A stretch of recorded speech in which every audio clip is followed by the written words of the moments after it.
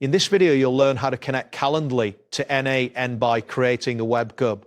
This process will enable you to automate tasks between these two platforms seamlessly. Start by opening N8N in your web browser. Once the interface loads, look for the button labeled New Workflow and click on it.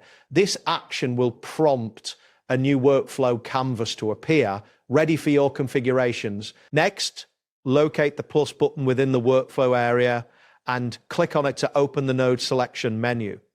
In the search bar, type webhook to quickly find the webhook node. Select the webhook node from the search results.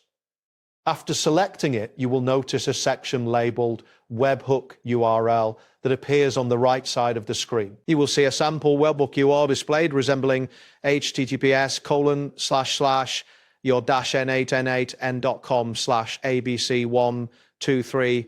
Carefully copy this URL as you will need it shortly. Ensure that N8N remains open to proceed with the next steps.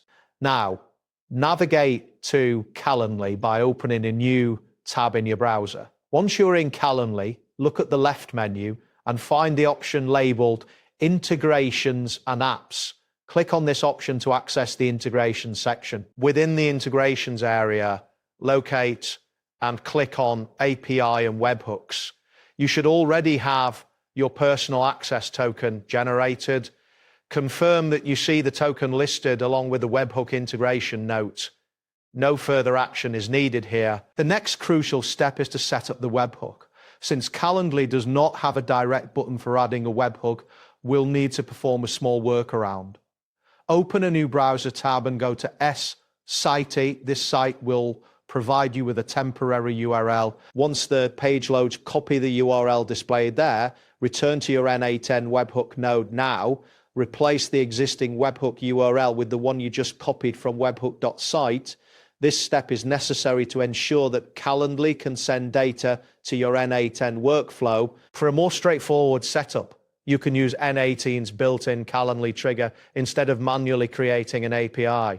In N8N, click the plus button again and search for Calendly trigger from the options that appear. After selecting the Calendly trigger, you will be prompted to paste your personal access token into the designated field.